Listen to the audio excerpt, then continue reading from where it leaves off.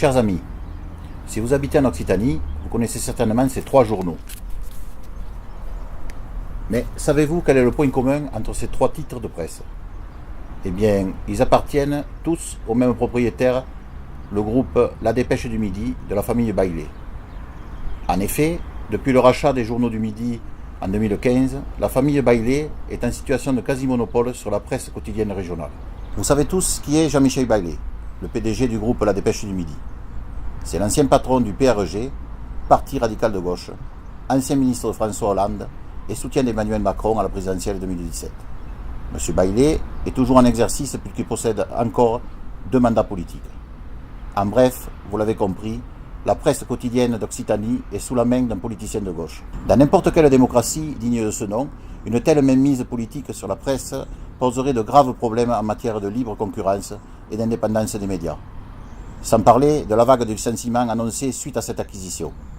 Mais dans notre région, dominée par la gauche, vous l'avez compris, cela ne semble choquer personne. Cependant, lors du rachat des journaux du Midi par La Dépêche du Midi en 2015, l'autorité de la concurrence avait autorisé l'opération à condition que M. Baillet s'engage à ne pas procéder à l'harmonisation des informations internationales, nationales, régionales, départementales et locales entre les éditions de La Dépêche du Midi et du Midi Libre dans l'Aude. Or, ici dans l'Aude, cet engagement n'est pas respecté. Il suffit de comparer les 2 journaux pour s'apercevoir qu'il n'y a aucune différence.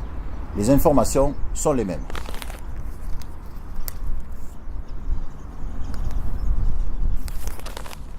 Il y a donc une infraction à la décision du 4 juin 2015 de l'autorité de la concurrence. Le groupe La Dépêche du Midi ne respecte pas ses engagements en matière de diversité éditoriale.